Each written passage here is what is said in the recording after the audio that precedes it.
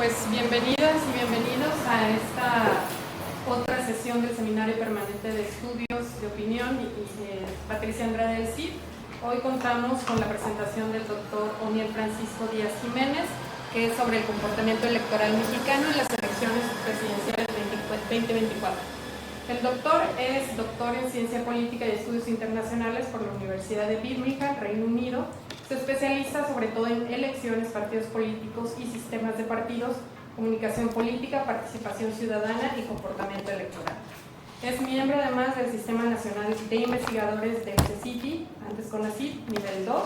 Ha sido investigador visitante en el Centro de Estudios de las Instituciones Democráticas del Departamento de Ciencia Política de la Universidad de Columbia Británica en Canadá, en el Instituto Iberoamericano y en el área de Ciencia Política de la Facultad de Derecho de la Universidad de Salamanca en España, así como en el Instituto de Investigaciones en Innovación y Gobernanza del Departamento de Estudios Políticos de la Universidad de Guadalajara. También ha sido profesor visitante en el Departamento de Procesos Sociales de la Universidad Autónoma Metropolitana y catedrático en cursos de licenciatura y posgrado en diversas instituciones de educación superior, tanto públicas como privadas. Se ha desempeñado como profesor de tiempo completo en el Departamento de Estudios Políticos y de Gobierno de la Maestría de Análisis Político de la Universidad de Guanajuato. Ha sido ponente en diversos eventos académicos, congresos nacionales e internacionales y es miembro de diversas asociaciones de ciencia política, opinión pública y campañas electorales. Además de autor de libros, capítulos de libros y artículos en revistas especializadas y de divulgación. Bienvenido, doctor, adelante. Muchas gracias, doctora Alejandra, un gusto estar acá. Vamos a exponer una parte de un proyecto más amplio que estamos realizando aquí, precisamente sobre el comportamiento electoral en México en perspectiva comparada con elecciones presidenciales previas. Este no se ha presentado todavía, algunas versiones previas.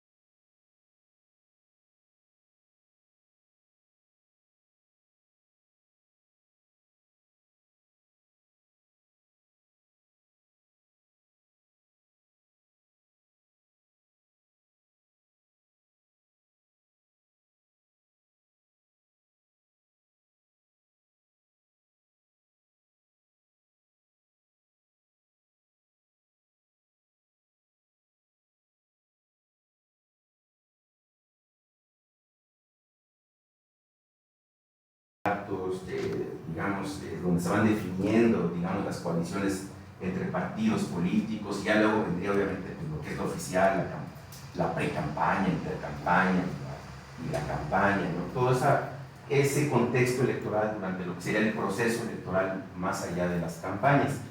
Y particularmente estaremos haciendo énfasis en lo que sería la imagen de los candidatos, las opiniones que tienen los electores sobre los candidatos y sobre temas que estos candidatos plantean, o temas que están ahí, que son de interés para todos los votantes. Tenemos algún tema que nos interesa. Entonces, ese es básicamente el marco teórico. Para clarificarlo un poco más, diríamos que no solamente es un marco teórico que nos permite entender el resultado, más bien el comportamiento de los votantes, sino también el resultado en general de una elección. ¿Por qué un partido ganó? ¿Por qué otro perdió?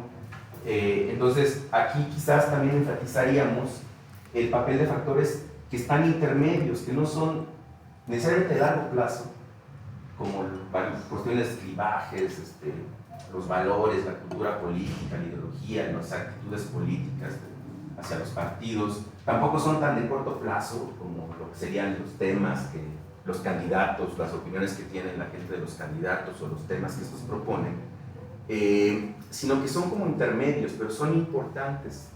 De hecho, son quizás muy importantes para entender por qué el resultado de la elección de 2024, y que tienen que ver ciertamente con temas, pero temas específicamente, acciones de los gobiernos, el desempeño del gobierno en temas de economía, de proveer seguridad, combatir corrupción, pobreza, políticas públicas específicas, políticas sociales, salud, etc., ¿no? Entonces, eso también es muy importante. Un poco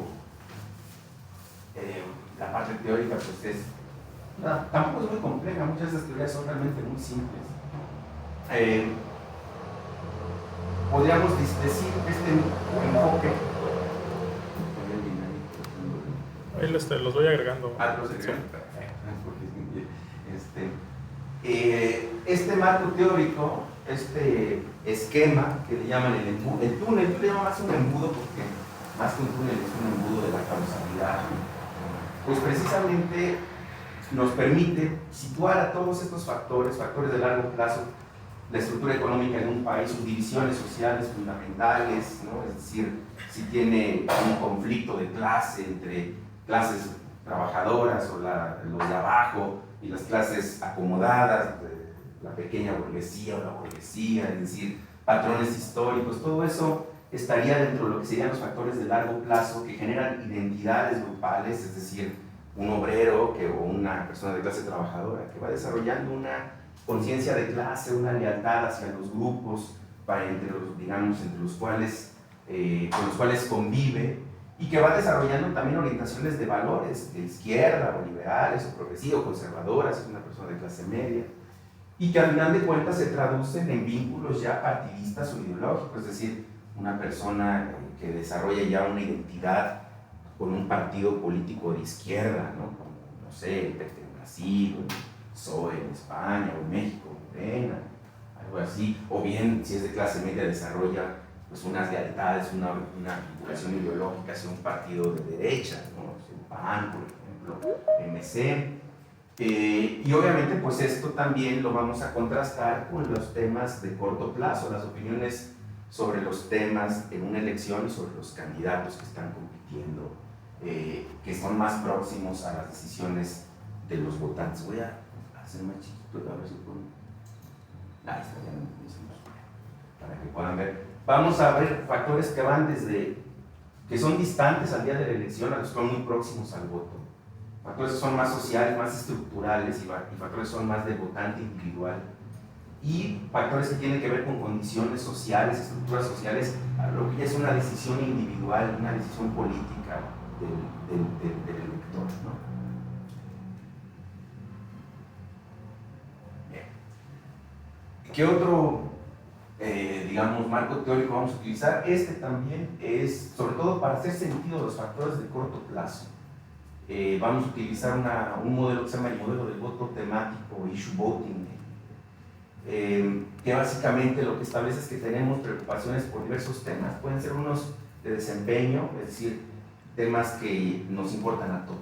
Todos nos interesa que haya seguridad, que haya una buena economía, que haya empleo, que se combata la corrupción, la pobreza. Esos temas no dividen a las sociedades. Todo el mundo está de acuerdo. Bueno, conozco a nadie que diga, yo estoy a favor del desempleo. No, ¿por qué? ¿No? Puede haber algunos, pero no creo. Y temas de posición, temas que sí dividen: el aborto en Estados Unidos, los matrimonios del mismo sexo, aquí también, el control de armas, todos estos temas que sí son muy divisivos, en donde sí a veces la mitad de la sociedad está a favor, la mitad de la sociedad está en contra. Es difícil incluso establecer si hay una mayoría en ese sentido, ¿no? Y son temas que también traducen conflictos sociales a conflictos entre las élites políticas, partidos o líderes políticos que defienden uno u otro de estos, digamos, temas, ¿no? Y también tenemos, por otro lado, cómo evaluamos esos temas. Los evaluamos a futuro, es decir, si un candidato llega y nos dice, va a haber una buena economía, no sé si les suena, se va a pacificar el país, se va a acabar con la corrupción, ese es un marco prospectivo. No estoy creyendo una promesa de un candidato que dice que va a hacer algo en esos temas a futuro. Te está pidiendo su voto, te está pidiendo un juicio anticipado. Vota por mí, por lo que voy a hacer yo en el futuro. O más bien es una evaluación retrospectiva.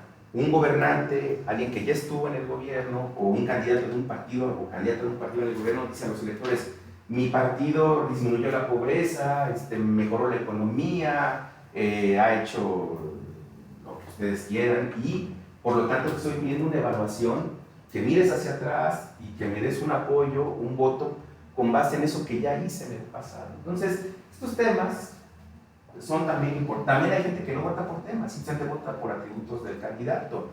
Hay gente que puede votar por o apoyar a un líder político, un candidato, simplemente porque lo considera honesto, lo considera cercano a la gente, lo considera capaz, experimentado, no sé, hay tantos atributos, tanto positivos como negativos. Puede haber candidatos que se vean soberbios, que se vean alejados del pueblo, ¿sí? También hay gente que vota por esos atributos, no tanto por temas, no tanto por el aborto, porque la economía esté bien o la seguridad haya mejorado, sino más bien porque confía en esas cualidades de líder político, ¿no?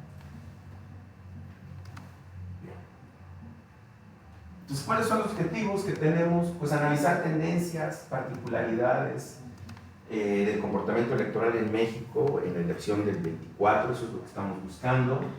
También relacionarlo quizás con, si nos da un poco de tiempo, con elecciones previas y evaluar qué tanto influyen todas estas variables, ¿no? A ver, la gente vota, como dicen muchos analistas, es que las clases medias votan por la oposición, las clases bajas que reciben apoyos sociales votan por Morena, o si más bien es por una cuestión ideológica, es que la gente de izquierda progresista vota por Morena, la gente de derecha conservadora vota por el PAN, ¿no? Por MC, o tiene que ver más bien con factores más de corto plazo, ¿no? Es que yo voto por el candidato, dicen a veces, no, por partidos ya no voto, yo voto por el candidato. El candidato es por la candidata, ¿no? Que se vean capaz, cercana a la gente, que si hay o los gobernantes, no sé, hay una catástrofe, estén ahí al otro día, lo que necesita la gente que se vea afectada, todo eso, ¿no? Y sobre todo, pues, las opiniones también de la gente sobre el desempeño del gobierno, y si este desempeño del gobierno tiene un impacto, favorece, digamos, o no su voto por los candidatos de ese partido en el gobierno, o si no están satisfechos, pues si más bien incentiva que voten por la oposición. Pues esa es la idea, identificar cambios en la estructura, el comportamiento del electorado en las últimas elecciones presidenciales, en este nuevo sistema de partido predominante, sobre todo ya. Esa es un poco la idea. Entonces preguntan cuáles son las variables relevantes que influyen tanto de largo plazo como de corto plazo en el comportamiento electoral y qué variables son más importantes. Quizás todas influyen, pero hay unas más importantes que otras. Les va a sorprenderlo, pero si piensan que todas estas variables tienen impacto, todas estas son importantes, va a sorprender, realmente no todas. A veces son 2 o 3, 4 cosas las que definen por qué vota la gente y el resultado de una elección. En realidad no es tanto, es bastante parsimonioso a veces la explicación del comportamiento electoral. Es decir, se puede explicar bien con relativamente pocas variables. literatura previa muestra que los factores de corto, que la gente que antes votaba por partidos, por cuestiones de clivajes sociales, porque soy de clase obrera, clase trabajadora, clase campesina, soy de clase media, soy de nivel socioeconómico más alto, esos factores han venido perdiendo peso y han venido ganando peso otros factores que tienen que ver con lo que pasa durante las campañas, con la buena o la mala imagen de un candidato o candidata, los temas que en ese momento dividen o no, o digamos unen a los electores, los temas que les preocupan, esas variables han ido ganando terreno. Nos interesa ver si en la elección del 24 estas variables siguen siendo las más importantes o quizás también, como un partido político está creciendo entre el electorado, se está volviendo un partido con una base social más amplia, cada vez más gente que se identifica, que se siente cercana al partido del gobierno, nos interesa saber si a lo mejor esto se parece a lo que había antes, ¿no? Cuando había un partido hegemónico hace 30, 40 años y entonces la gente votaba por ese partido pues porque era parte de la base de apoyo de ese partido, ¿no? Queremos ver si realmente eso que dicen es que ya hay un nuevo partido hegemónico. No es hegemónico porque ese concepto es de una autocracia, de una no democracia. Y esto, pues, no sé si vaya para allá o no, pero todavía no lo es. Bien.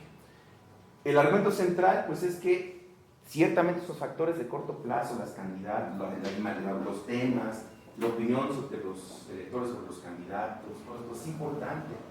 Pero también sí hay algo de evidencia de que sí hay una base de un partido político que ha crecido tanto que se ha vuelto ya muy difícil de derrotar, ¿no? Al menos en elecciones nacionales.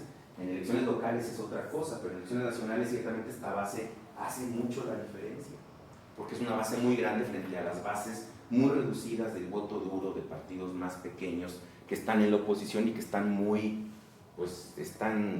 desvirtuados en este momento. Entonces, bueno, también es cierto que este crecimiento de esa base tiene que ver con variables relacionadas con el desempeño y las políticas del gobierno anterior. Es decir, no se puede explicar el crecimiento de esa base sin tomar en cuenta determinadas políticas salariales, de apoyos sociales, que generaron el crecimiento de esa base durante el gobierno del presidente anterior, ¿no?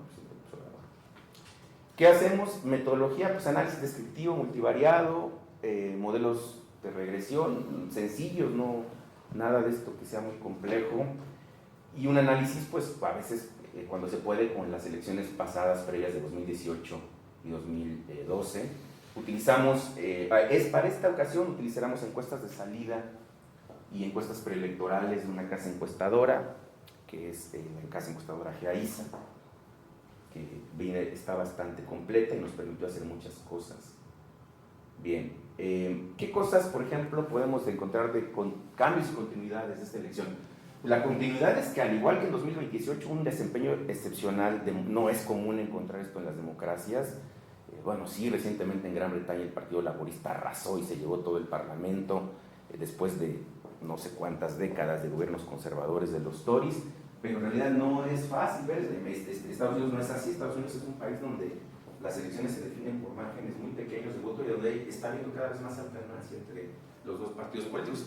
Ver realmente resultados como un tsunami, una landslide, como se le dice en el lenguaje anglosajón, pues no es común. Desempeño similar, pero incluso superior al de la elección crítica. O sea, el desempeño de la candidata presidencial de Morena fue superior al del líder y fundador del partido. Y eso también es algo interesante de explicar por qué es superior.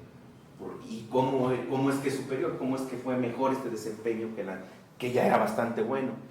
Sin embargo, existen diferencias significativas entre ambas elecciones y que tienen consecuencias relevantes, pues, para la competencia política, para el sistema de partidos.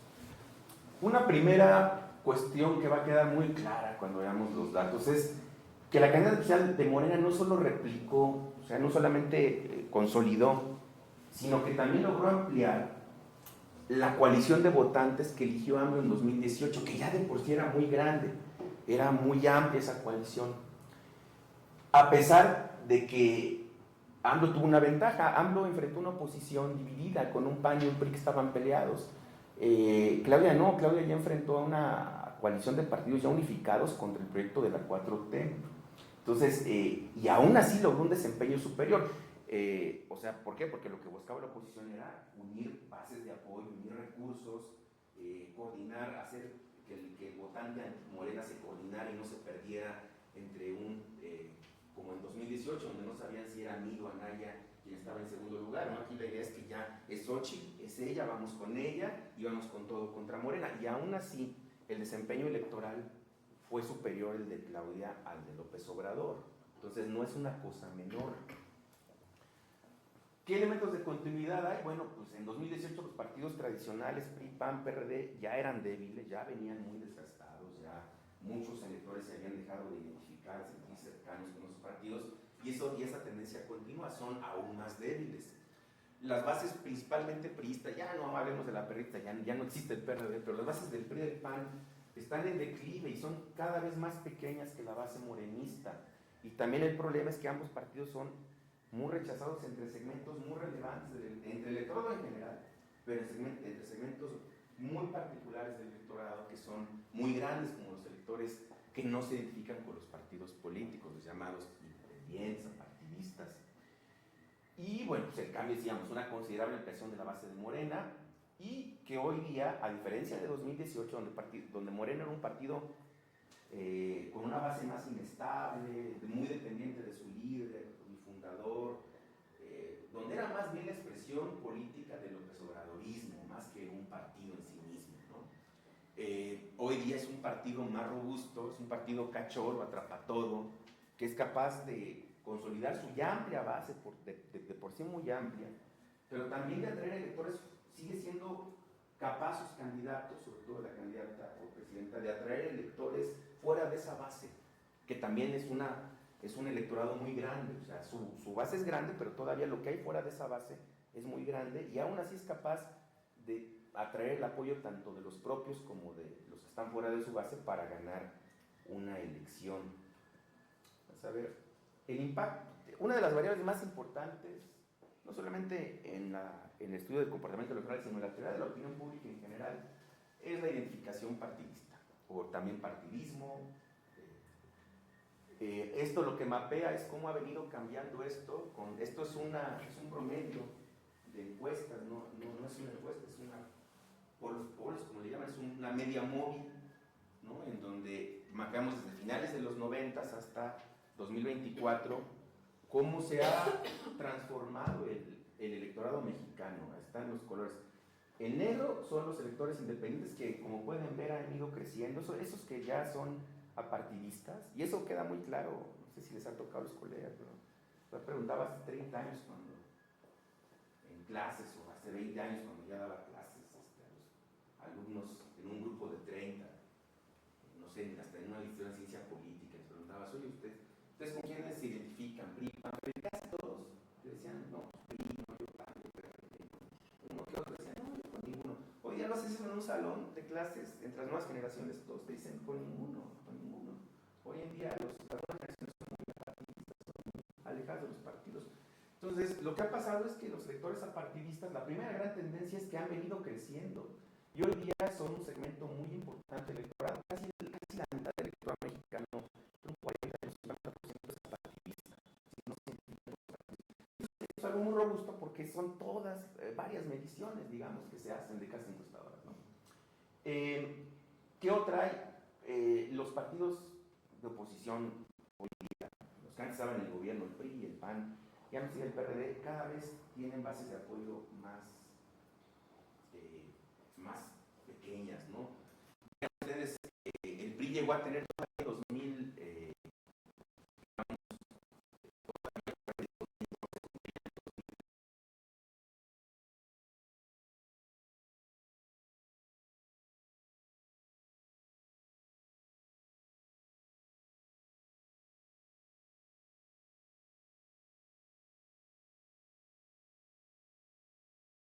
en el 24, pues era 2-3%, lo cual, pues, el margen de error de las encuestas es ese.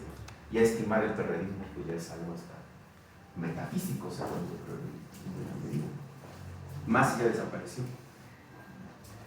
¿Qué otra cuestión importa? También la opinión de los partidos. Los partidos generalmente tienen muy mala opinión, con excepción de Morena.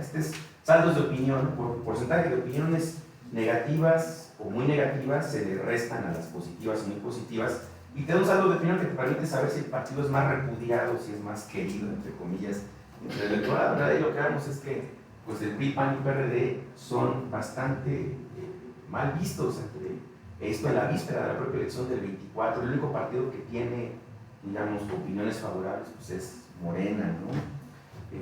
Digamos, un saldo de opinión favorable. Aquí este gráfico, que es tomado de las encuestas del Financiero de doctor Alejandro Moreno, creo que es muy claro, ¿no? Para ver cómo ha cambiado el electorado mexicano en cuanto a los niveles de identificación con los partidos. Esto es 2000 y 2006, un electorado completamente alineado a los partidos, o sea, con partidos fuertes, con bases amplias, 32% de priistas, 25% de panistas, 12% de perredistas. En 2006 incluso crece el perredismo, el prismo, o sea, casi a tercios el electorado, ¿no? Dividido entre los partidos, y muy pocos electores apartidistas o independientes. Vean cómo esto ha cambiado totalmente. Ya 2024 no tiene nada que ver con eso, ¿no? Ya desde 2018 esto es otro electorado. Aquí estamos hablando de un electorado de un sistema de partidos, y aquí otro electorado totalmente distinto a lo que había antes, donde lo que predomina es el apartidismo, particularmente entre las generaciones más jóvenes, y el morenismo, que incluso hoy día ha crecido. Antes tenía un 23%, un quinto del electorado, y hoy tiene un tercio, o es lo que tenía. Hay dice que ahorita tiene más, yo tengo mis dudas, pero al menos tiene un tercio del electorado en 2024, y aún así el segmento más grande es el de los electores sin partido político, que no se identifican con ninguno de estos partidos, ¿no? ¿Por qué es importante? Bueno, pues ustedes vean, vamos a comparar 2018 con 2024, y hay una gran diferencia. 2018,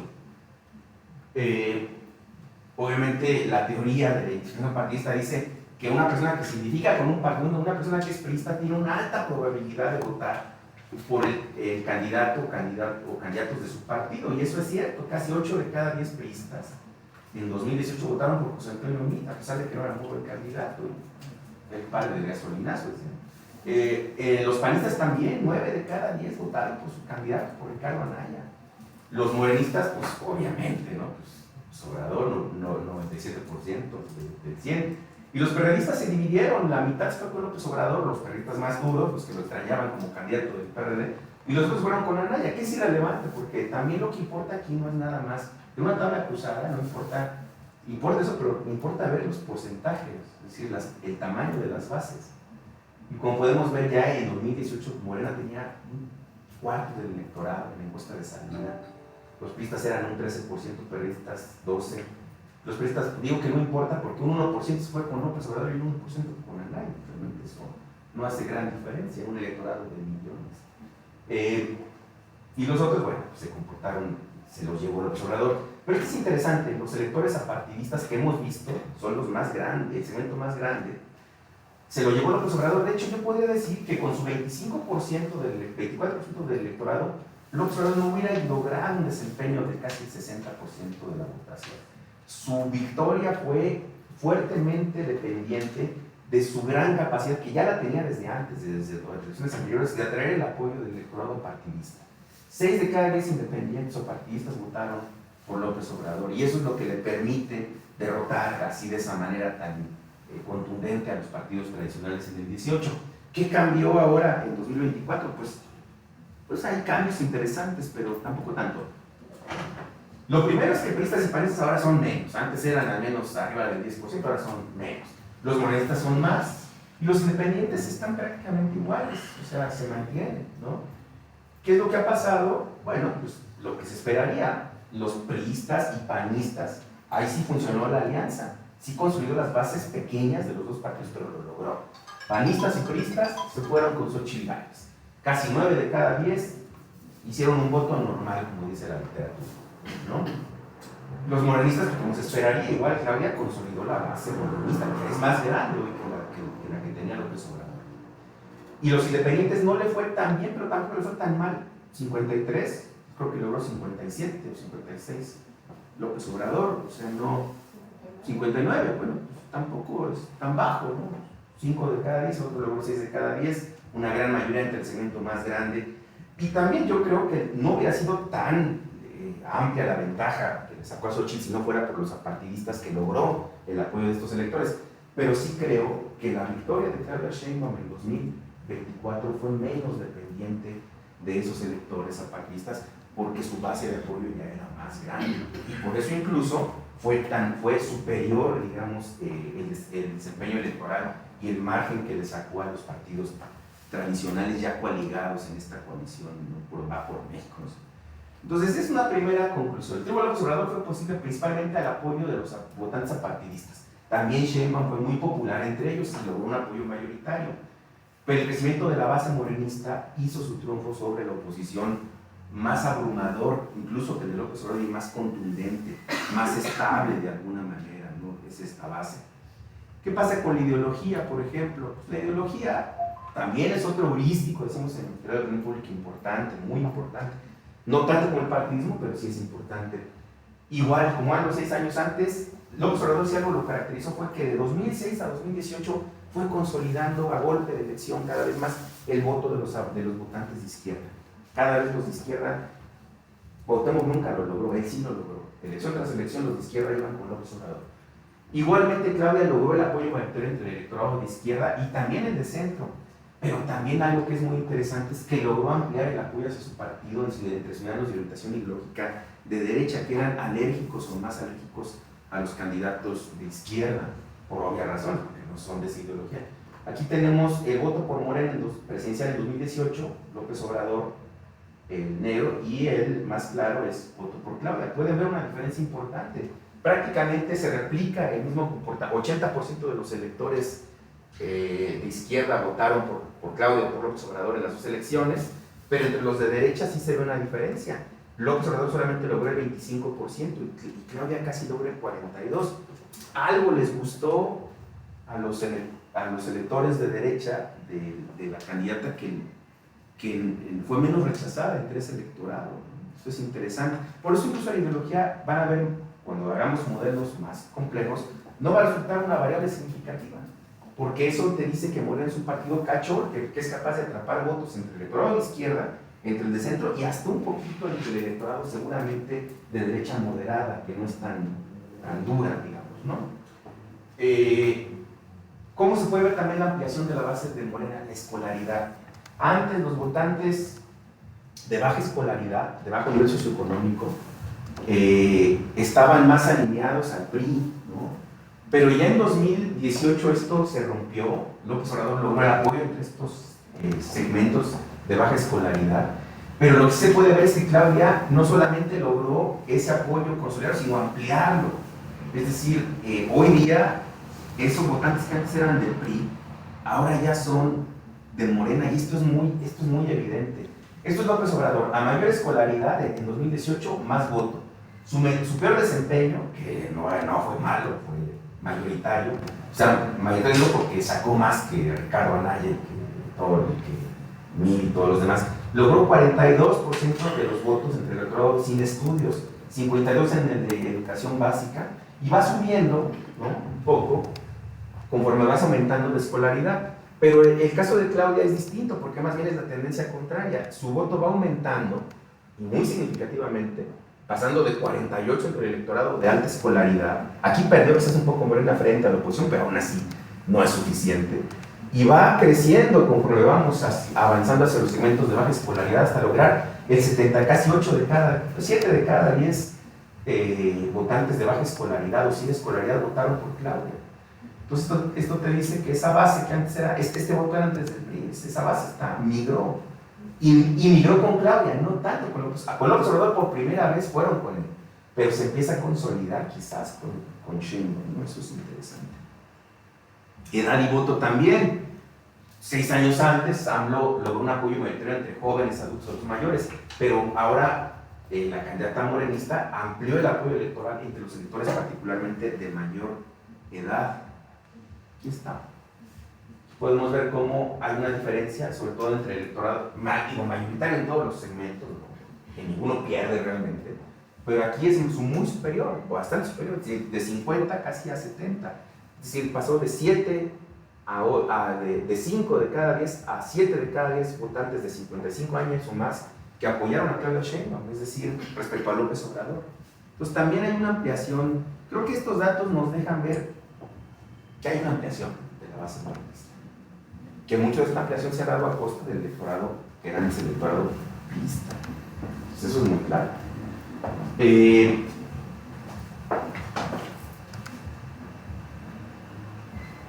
Otras variables también sugieren otros estudios, yo no tengo datos para eso, pero otros estudios muestran que también antes López Obrador logró un apoyo mayoritario entre electores de bajo, medio y alto nivel de ingreso, pero ahora Sheinbaum incrementó el apoyo entre los electores de bajo ingreso, eso también es algo muy importante. Y también entre los electores de zonas rurales, que antaño habían sido un poco anti-López Obrador, ya en 2024 tiene un apoyo mayoritario en zonas rurales. Estos no son datos míos, son datos de unos colegas. Bueno, aquí podemos ver lo del ingreso, es muy claro, con otras encuestas de salida como la del País, la cuestión de la escolaridad, que ahora la baja escolaridad favorece a Morena, el bajo ingreso favorece a Morena. Algunos otros estudios también muestran que las secciones electorales rurales que antes votaban en contra de AMLO o de Morena, hoy votaron, pues, si tienes una estructura como la del bienestar en todas las poblaciones rurales, esos apoyos, pues es obvio que va a rendir frutos, eventualmente te va a hacer ganar más votos, ¿no? Entonces, bueno, conclusión, una de tantas, las encuestas en general, muchas muestran que la otra base de apoyo morenista, compuesta por electores de mayor edad, menor nivel socioeconómico, escolaridad más rural, es ahora parte de la base de apoyo morenista, que se ha vuelto pues, más amplia. Y ahí el morenismo, la identificación entre Morena, creo yo, ha crecido, ¿no? Y eso también es muy importante. Y es más grande y más estable que la base de 2018. Causas. La flexibilidad programática, a diferencia de... sí es un partido de izquierda, pero muy flexible programáticamente. Es decir, si ve, no ha dejado de ser un partido, vamos, todo escucho a la presidenta decir, no, nos interesa el TEMEC, pero sí, no como el de Salinas, ¿no? Un TEMEC que sea más a favor de la gente, no mano de obra, que se creen cadenas productivas, y un montón de cosas que dices, sigue siendo parte del lenguaje neoliberal, no ha cambiado esa parte. Pero es muy pragmático, porque a diferencia del PAN, del PRI y del PAN y del PRI principalmente, que no se salían del esquema neoliberal, pero ni tantito. O sea, no, aumentar el salario, no, se nos viene encima. Los empresarios, los intereses, la inflación, no, son. Oye, los apoyos, no, transferencias muy pequeñas y muy focalizadas. Morena no tiene problema con ser pragmático, es decir, seguimos con el ideal neoliberal, pero no vamos a aceptarlo, no, neoliberales no somos, ¿no? Se acabó el neoliberalismo. Pero sí, si necesito hacer cosas, políticas sociales o salariales, para que mi base crezca, lo voy a hacer. Y esa flexibilidad programática es muy importante en la teoría de los partidos políticos, porque cuando los partidos no se adaptan al cambio, que fue lo que le pasó en buena medida al PAN y al PRI, no se adaptaron a ver el cambio que venía, este mundo ya no es el que era hace unos 10 años. Entonces, sufres electoralmente y tienes derrotas electorales. Si te adaptas al cambio y eres flexible, entonces puedes sobrevivir como partido político, incluso ser exitoso, ¿no? En el gobierno y en el electorado. Entonces, la flexibilidad programática favoreció programas sociales, aumentos al salario mínimo, que tuvieron algunos efectos en reducción de la pobreza, ciertamente, y que también generaron una ampliación de la base morenista gracias a que favorecieron evaluaciones retrospectivas del desempeño del gobierno que fueron favorables. Es decir, para muchas personas sí fue como, no había habido gobiernos exitosos en México, esa es la realidad. En los años de la democracia tripartidista, PRI-PAN-PRD, no había un éxito que fuera contundente o al menos evidente. Es decir, tenías un electorado que tenía muchos años sin ver un desempeño que diera algo. Dices, bueno, ningún gobierno puede ser totalmente exitoso, pero algún éxito tendría que haber habido. No lo había. Entonces, estas señales que mandó el partido en el gobierno, el presidente y su gobierno, sí lograron enviar señales que generaron evaluaciones retrospectivas de ese desempeño, y eso tiene que ver mucho con lo que decía al inicio. Las variables de desempeño, sí importó el partidismo, sin duda alguna, pero también las variables de desempeño tuvieron un papel muy importante. En los programas sociales, pues ya ustedes lo saben, El gasto en programas prioritarios se disparó 131% en el sexenio de López Obrador. La mayor parte de estos programas, la mayor parte del presupuesto se va al programa de la pensión de adultos mayores, la línea azul. Pueden ver la proporción. Casi todo se va ahí durante el gobierno de López Obrador. Poco realmente a los otros programas, ¿no? Porque también la idea de López Obrador era consolidar, arrebatarle a esa base de mayor edad y consolidar es muy estable. ¿Quiénes votan más en México? ¿Los jóvenes o los adultos mayores? Pero por mucho los adultos mayores. Es un electorado muy leal, ¿no? A quienes leal. Aumentos al salario mínimo, sabemos hoy día que incluso no fueron ni tanto los programas. Los aumentos al salario mínimo, dicen ya varios estudios, fueron los responsables del aumento de la reducción de la... Este gráfico está trazado, o sea, el gobierno se ha pasado un buen rato, que para 2024 está hasta 2022, y está por acá la reducción, o sea, todavía, ya sabíamos que se iba a pasar cuando saliera la nueva encuesta de ingreso-gasto, era evidente, pero bueno, hubo un éxito al menos parcial en ese sentido, ¿no? No menor, porque no es fácil también lograr eso, ¿no?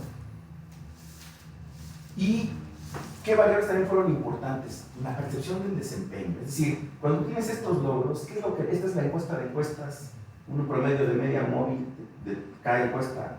Todas las encuestas se realizaron durante el sexenio de López Obrador.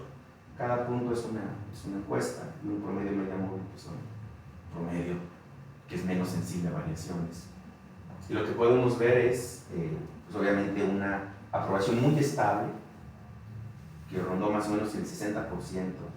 Incluso termina ya en el último año y en la víspera del proceso electoral ya por niveles del 70%, comparada con la desaprobación, que es mucho más baja.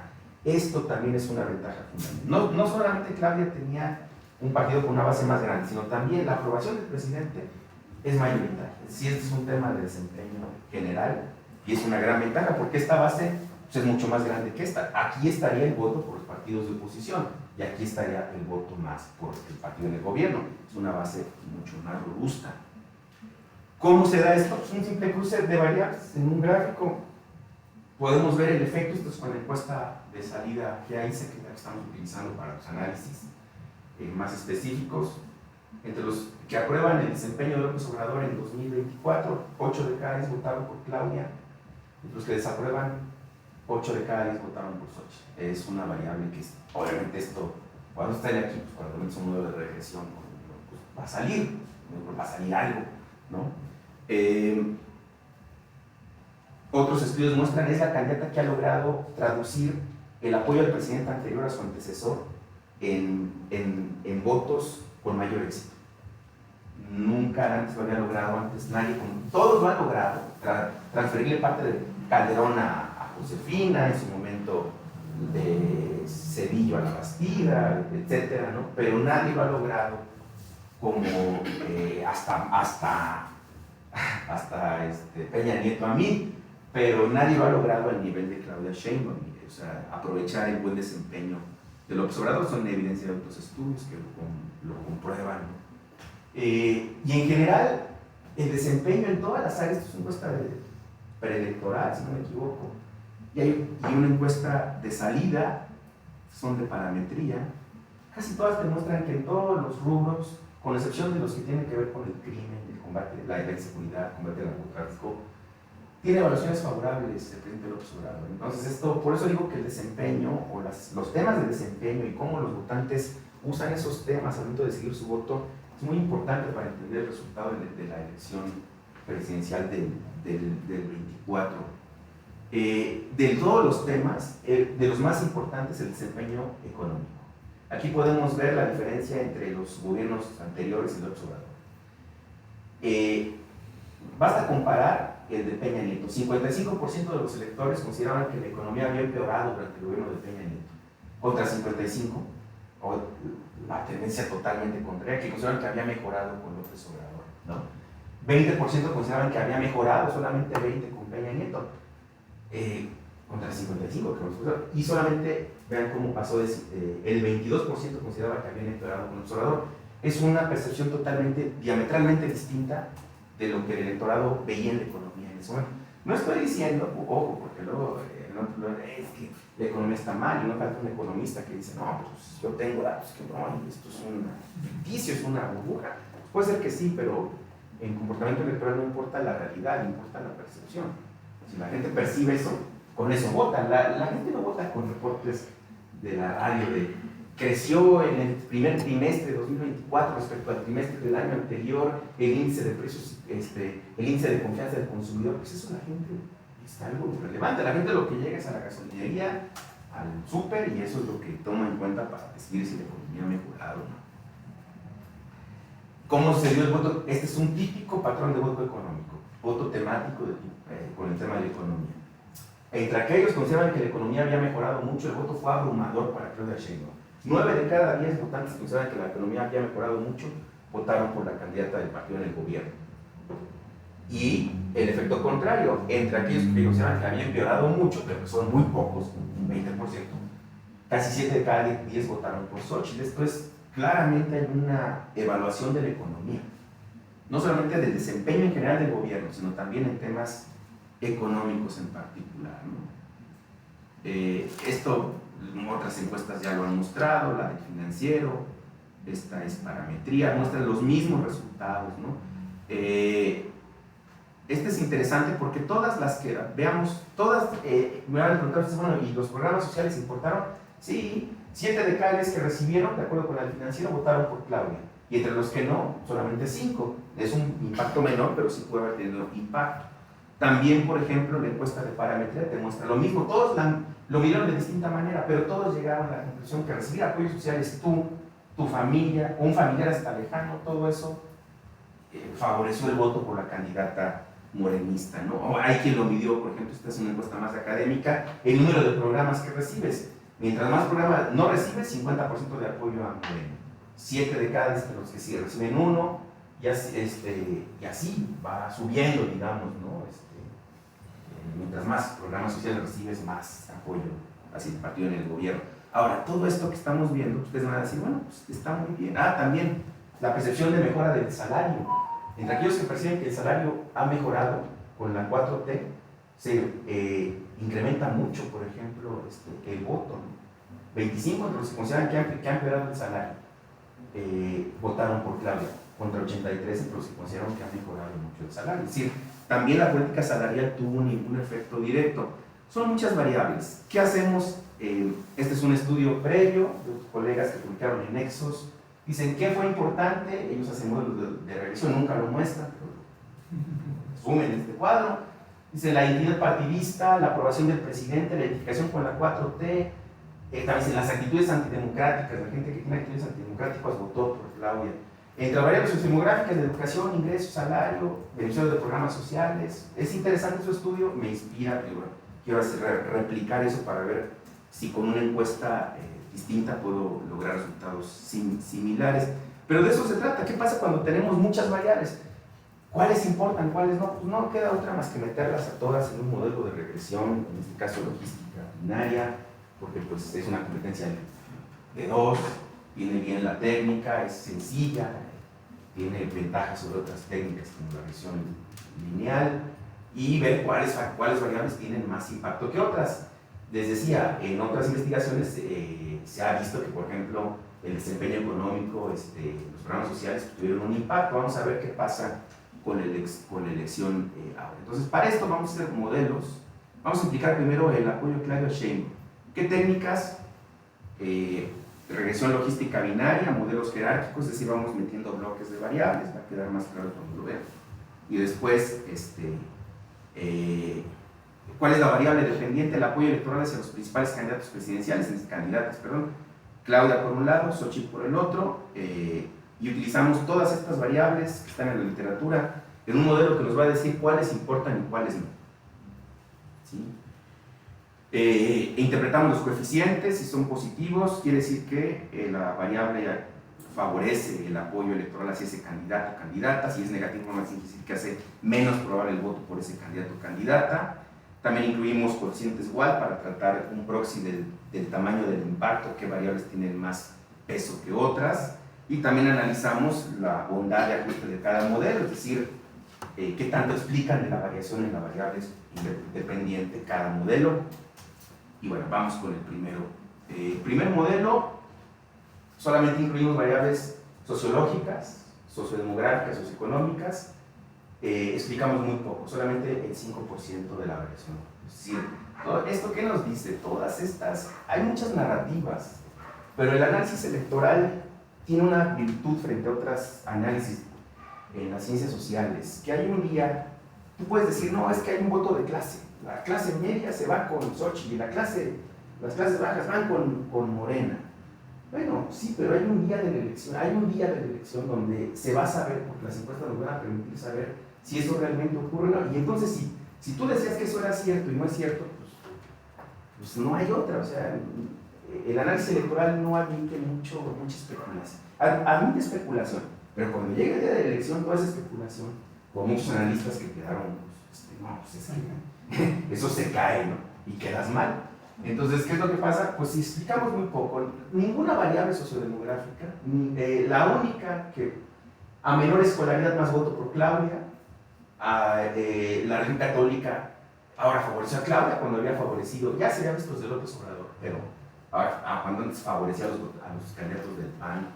El centro occidente, la gente del Bajío menos probable de votar por Claudia, y la gente del sur, es un bastión del observadorismo, muy probable de votar mucho más por Claudia respecto a un votante del centro. Entonces, estas son variables, pero realmente no le haga mucho caso, porque lo que pasa es que después metemos la ideología que tienes, si eres más de derecha, hace menos probable el voto por Claudia Sheinbaum, como se puede ver.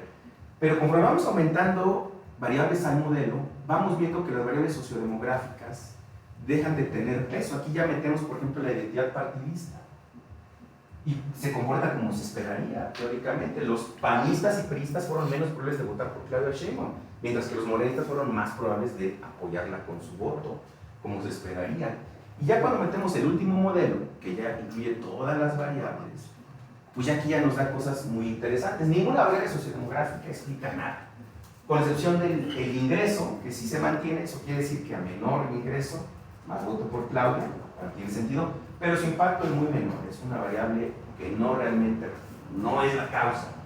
Las causas están más bien en el partidismo, el crecimiento de la base morenista. La base morenista es la variable de las más fuertes, es decir, si eres morenista, una alta probabilidad de votar por la candidata de tu partido.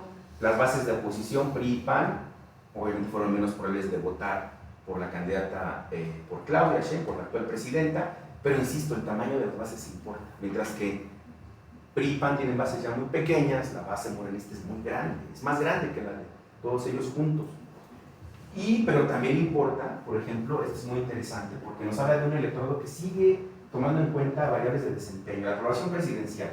A mayor aprobación presidencial, más probabilidad de voto por Claudia, y también la economía. Las evaluaciones favorables de la economía, como les mostraba, también hicieron más probable el voto por Claudia Sheinbaum. Entonces, no solamente es la base, es también una evaluación del desempeño de ese partido en el gobierno, que también hizo crecer esa base a lo largo de 6 años.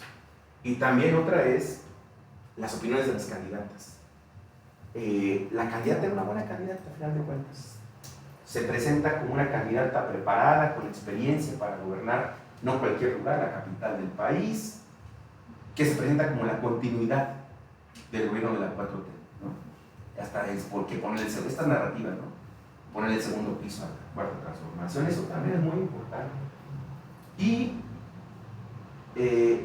este ya es el modelo completo, el último modelo. Este nos permite ver qué variables fueron más importantes. La variable más importante de todas es la buena opinión de Claudia Sheinbaum, es la que tiene más fuerza, seguida de cerca por la identidad partidista. O sea, había buena candidata y también un partido con una base muy amplia, ¿no? Decía Fox una vez, preguntaban en la víspera del presidente Fox, y lo decía muy coloquialmente, pero con mucha intuición, decía, ¿cómo está su partido de cara a la elección de 2006? Decía, pues mira, el PRI tiene esto es de autos y pilotos. El PRI es un Ferrari rojo, un carro, es una estructura, una maquinaria electoral nacional, decía él, ¿no? Pero tiene un piloto muy malo, que va a estrellar ese coche, que era Roberto Madrazo, ¿no? Dice, el PRD tiene un gran piloto, ya reconocía lo que solo en ese momento, es un piloto, pero trae una carcacha. El PRD es una carcacha. En estructura organizativa, es un partido regional, no le da. Y nosotros teníamos un carro competitivo y nos falta encontrar un buen piloto. Él quería que fuera Santiago Krill, fue al final de conocer. Y resultó ser un buen piloto con un auto que hizo la diferencia en ese momento también. Esto también es así. Esto es una buena candidata con opiniones muy favorables entre el electorado. Vamos a ver eso. Muy favorables, contra una candidata con opiniones muy desfavorables como Xóchitl Gálvez. Entonces, la primera variable, la más importante, los coeficientes igual nos ayudan en ese sentido, es la opinión de Claudia, seguida de la identidad partidista morenista que ha crecido esa base, y también el desempeño, muy atrás, pero también el desempeño del presidente López Obrador, y algunas cosas como la evaluación de la economía, ya mucho más atrás en peso, en impacto, ¿no? Casi terminamos, ¿eh? Vamos ahora con Xóchitl Gálvez. No, vamos a ir con todo, vamos por el cuarto modelo.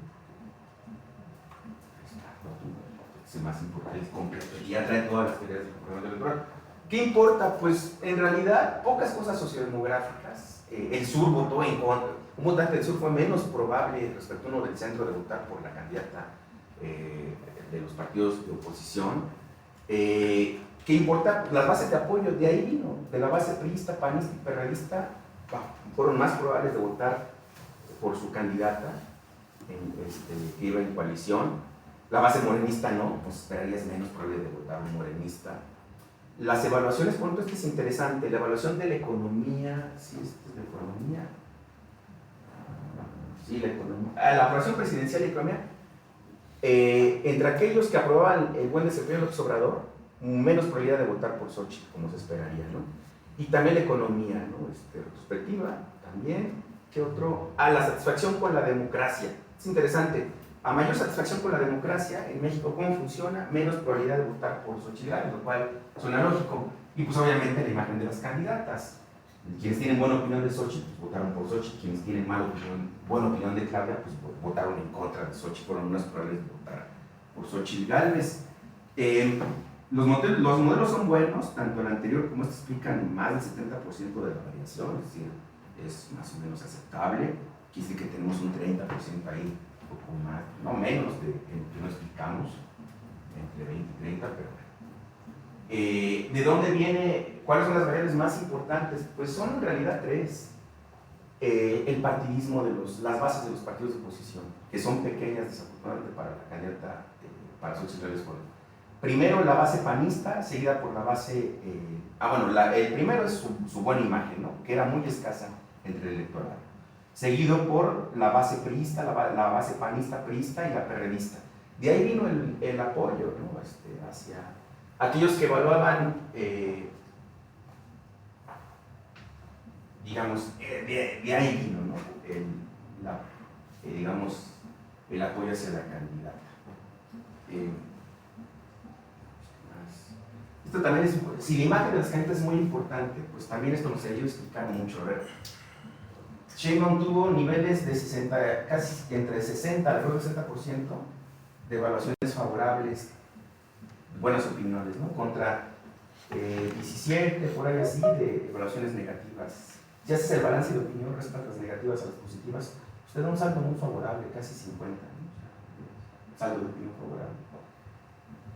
Caso contrario, ¿no? Acá tienes una candidata que casi está empatada, ¿no? Siempre está en tablas, ¿sale? O sea, porcentaje de opiniones favorables a veces incluso es superado por el porcentaje de opiniones desfavorables. Restas unas a las otras, pues te queda una candidata con un saldo deudor en casi todas las encuestas. Es una de muchas, pero todas, no encontré ninguna donde tuviera un saldo favorable, o si lo tenía tendría 1 más 1 más 2 en realidad. Eso también importa. Si la imagen de las candidatas importa, que sí importa mucho, además del partidismo, importa también el piloto. Pues un buen piloto pues tiene una gran ventaja sobre un mal piloto. Ese es el tema, ¿no? Esta es otra encuesta que lo mide desde más atrás, de Buendía y Márquez. Esta es de ENCO, si no me equivoco. Y bueno, pues ya un poco para terminar, si la opinión de las candidatas son las variables más importantes que tienen el comportamiento electoral, pues por ejemplo podemos ver, qué explica la buena imagen, la buena opinión de Claudia Sheinbaum. Estos son modelos. Cada barra es un coeficiente estandarizado de regresión lineal múltiple, ¿no? Lo que está hacia acá pues es que favorece la buena imagen de la candidata, lo que está acá más bien favorece una mala imagen de la candidata entre los electores. Creo que queda más claro si le quitamos, vamos a dejar a más las que son estadísticamente significativas. las demás no tienen un impacto. Y podemos ver, pues, esto es interesante. ¿Qué es lo que favorece la buena imagen de Claudia? La aprobación presidencial. Definitivamente, ella es deudora mucho de su buena imagen del desempeño del presidente, como también en términos de su voto, ¿no? O sea, la buena aprobación del presidente López Obrador favoreció tanto el voto por Claudia, pero también su buena imagen. Y nadie vota por candidatos por los que tienen una mala imagen, eso es evidente. O muy pocos. La aprobación del presidente. En segundo lugar, pues, bueno, lo principal es la base morenista. ¿Cómo leer coeficientes? Bueno, dice un autor, Russell Dalton, coeficientes estandarizados que van de 0 a 10 es un impacto de 0 a punto 10 un impacto de hasta acá. De 0 a 10 a punto 20 un impacto medio, y arriba de punto 20 todo esto para acá es un impacto fuerte. Como pueden ver, hay dos variables que se caracterizan por un impacto muy fuerte. El partidismo, por un lado, es decir, fue popular entre los propios morenistas, pero también entre otros partidos, quizás como el PT, el Verde también, ¿no? El partidismo importa. Pero ¿qué otra cosa importa también? Pues la evaluación del presidente, ¿no? También es importante. Y hasta aspectos de la campaña, por ejemplo, en este caso, el consumo de información política en Instagram. A ver, algo que es muy interesante. Yo veía, qué es lo que a veces nos divide a los que seamos opinión pública tradicional y los que entran ahora al campo del Big Data. Yo veía en medios reportes tremendos, ¿no? Es que Xochitl la rompió esta semana en redes. Xochitl está pero potentísima. Pero yo veía las encuestas y yo veía que su imagen está estancada, y bueno, en picada, ¿no? Y dices, bueno, ¿qué pasa? ¿Qué estamos midiendo o por qué no empatan las cosas? O sea, el desempeño en el mundo virtual, eso se traduce en el desempeño en el mundo real. O sea, tenía una muy buena campaña en redes. Cuando hay un estudio que muestra que Xochitl lo hizo muy bien, por ejemplo, en Twitter. O sea, ¿no? Y invirtió bastante. Pero también muestra que las plataformas del grupo Meta invirtió mucho. Fue la campaña que más invirtió en las del grupo Meta, en Instagram y en Facebook. Pero curiosamente, Instagram le favoreció más bien a Claudia Sheinbaum. Quizás también invirtió en donde sí le fue mal, digamos, es entre los que consumen información política en TikTok, ahí sí. Pero obviamente, pues no es tan relevante, ¿no? Podemos ver también qué es lo que está detrás. Curiosamente, tampoco fue una candidata mal vista por las bases perredistas y priistas. Si se dan cuenta, hasta entre priistas y entre perredistas y priistas tenía también buena imagen. Es decir, ser priista, ser perredista también favoreció la buena imagen de la candidata, ¿no? ¿Qué pasa con Xochitl? Lo que les decía. Hay quien muestra que, bueno, eso vamos ahorita, pero vamos con Xochitl, ¿no? Sheinbaum focalizó mucho su campaña en redes. Este es un estudio de dos colegas del ITESO. Este texto va a salir publicado en un libro sobre elección del 24 que estoy coordinando actualmente con colegas del ITESO. Y hay colegas del Signal Lab que contribuyeron con un análisis de las estrategias en redes. Ellos muestran que en Meta, por ejemplo, quien tuvo más gasto fue Xochitl en las redes del grupo Meta. Y también qué temas enfatizaron. Sheinbaum enfatizó mensajes de continuidad con el gobierno de López Obrador, destacando atributos personales, su experiencia, su rol como mujer y científica, etc., ¿no? su trayectoria al frente del gobierno capitalino. Y quizás le dio frutos, por ejemplo, en el tema de Instagram, ¿no? Ahí creo que le fue bastante bien. Sin embargo, en TikTok, ahí no fue tan efectiva su campaña, ¿no? Vamos con Xochitl. Aquí está Xochitl. Quitemos también los que no son significativos, quedemos nada más con lo que sí importa. ¿De dónde vino qué votantes tenían más, tuvieron mejor imagen de Xochitl? Bueno, pues panistas, como se esperaría, priistas, y perredistas, básicamente. Morenistas, ¿no? Ser morenista te hace que tengas una predominantemente mala imagen de Xochitl Gálvez, como se esperaría. Pero también algo que es muy importante, los independientes que no se sienten como partidos, pero que se sienten antipriistas y antiperredistas y antipriistas, sobre todo los antiperredistas fueron menos probables, y antipanistas, perdón, antiperredistas y antipanistas. Sí, este lector dice, no me identifico con ningún partido, pero odio al PAN o al PRI o al PRD. En este caso, los que odian al PRI, al PRD y al PAN, tuvieron una mala imagen, evaluaciones más negativas de la candidata, ¿no? Los que tienen mejor ingreso tuvieron mejor opinión, Y por ahí esto es interesante. No tengo un dato porque es más complicado hoy día hacer análisis de redes sobre las campañas en X, ¿no?